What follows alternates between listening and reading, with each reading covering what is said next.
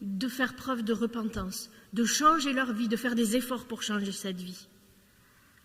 C'est une forme de conversion, c'est une forme d'adhérence à l'enseignement de notre Seigneur Jésus. Ce qui a été donné pour les premiers chrétiens n'est pas valable que pour eux. Si nous l'entendons aujourd'hui, c'est forcément que nous avons aussi notre part dans cette chose à faire. Nous devons nous repentir et nous devons croire profondément à la bonne nouvelle.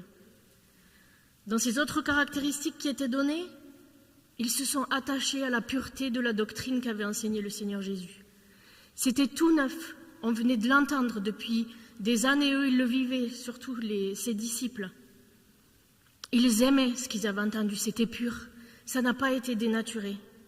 Et alors voilà ce qu'ils faisaient.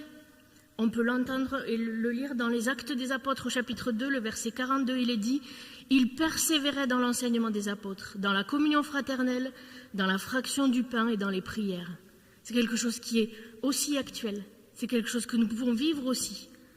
Nous devons persévérer dans l'enseignement des apôtres.